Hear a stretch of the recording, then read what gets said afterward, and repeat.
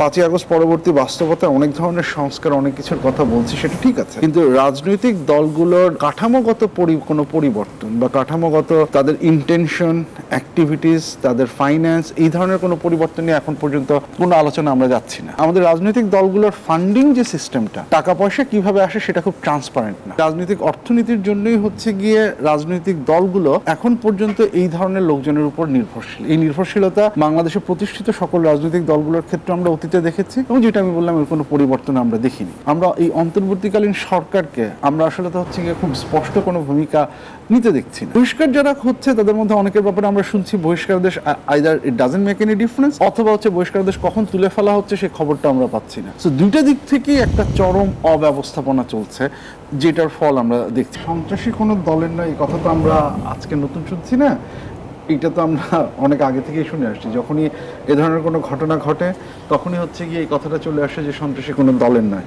কিন্তু প্রকৃত অর্থে আমরা যদি দেখি এই যে ঘটনাটা ঘটলো সেটার দুটো জায়গা থেকে এটাকে দেখার বিষয় আছে।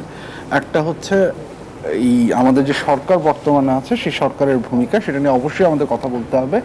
দ্বিতীয় হচ্ছে গিয়ে এই পার্সপেক্টিভ থেকে যে সন্ত্রাসী কোনো দলের নয় কি না, দলের বিলং করে কি করেন না। দেখুন, আমরা যেটা খুব পরিষ্কার যে ঘটনাটা দেখতে পাচ্ছি যে বাংলাদেশের আমরা 5ই আগস্ট পরবর্তী বাস্তবতায় অনেক ধরনের সংস্কার অনেক কিছুর কথা বলছি, সেটা ঠিক আছে, কিন্তু রাজনৈতিক দলগুলোর কাঠামোগত কোনো পরিবর্তন বা কাঠামোগত তাদের ইন্টেনশন, অ্যাক্টিভিটিস, তাদের ফাইন্যান্স, এই ধরনের কোনো পরিবর্তন নিয়ে এখন পর্যন্ত কোনো আলোচনা আমরা যাচ্ছি না। আমাদের যেই নির্বাচন ব্যবস্থা সংস্কার কমিশনের যে রিপোর্টটা ছিল সেইখানে একটা চ্যাপ্টার ছিল যেখানে এই জিনিসপত্রগুলো নিয়ে কিছু প্রস্তাব আনা হয়েছিল, কিন্তু আপনি যে কনসেনসাস কমিশনের যে মিটিং হচ্ছে সেখানে কিন্তু এই বিষয় নিয়ে কোনো আলাপ আলোচনা দেখছেন। আমরা ধরেই নিয়েছি যে আমাদের রাজনৈতিক দলগুলো যেভাবে চলছে সেভাবেই চলবে, এবং রাজনৈতিক দলগুলো নিজেদের মধ্যে আমরা কোনো গরজ দেখছি না। কেন এই কথাটি বলছি?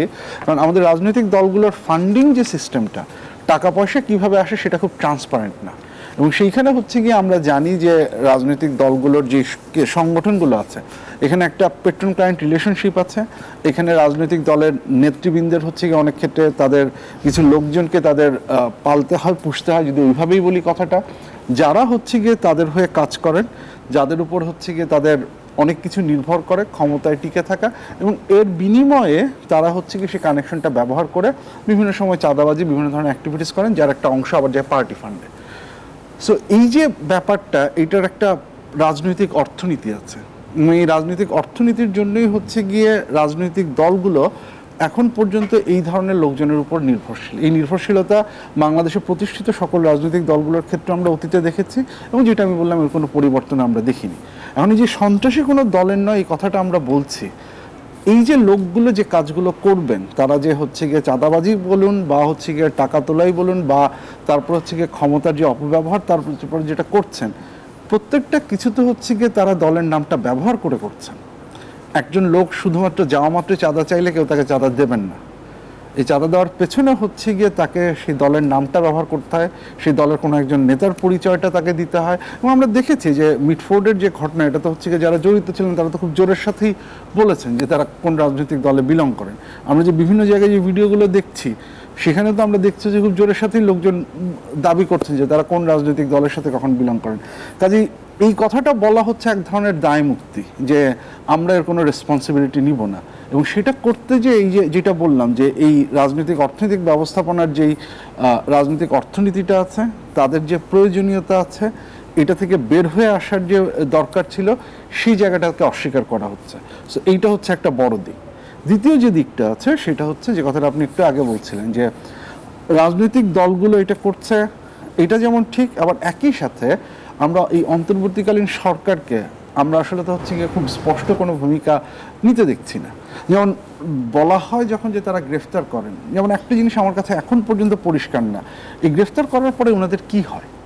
আজ পর্যন্ত যে ঘটনাগুলো আছে সেটা লিস্টও আছে, ফলো আপটা কি, হ্যাঁ ফলো আপটা কি, তার পরবর্তীতে কি হচ্ছে, অ্যাবসলিউটলি, যে আসলে কতজনকে শেষ পর্যন্ত গ্রেফতার করা হচ্ছে। দেন আমরা জানি যে অনেকের জন্য জামিন পাওয়া এখন অসম্ভব হয়ে গেছে। এইভাবে যাদের গ্রেফতার করা হচ্ছে তারা কি আসলে জামিন পাচ্ছেন কি পাচ্ছেন না, তাদের জন্য জামিনের ব্যবস্থাটা কি ওই একই রকমই কঠোর থাকছে, না হচ্ছে কি তারা খুব ইজিলি হচ্ছে গিয়ে বের হয়ে আসছে, এবং পরবর্তীতে তারা কি কাজ করছেন। আবার বহিষ্কার যারা হচ্ছে তাদের মধ্যে অনেকের ব্যাপারে আমরা শুনছি বহিষ্কারদেশ either it doesn't make any difference, অথবা হচ্ছে বহিষ্কারদেশ কখন তুলে ফেলা হচ্ছে সেই খবরটা আমরা পাচ্ছি না। সো দুইটা দিক থেকেই একটা চরম অব্যবস্থাপনা চলছে, যেটার ফল আমরা দেখছি।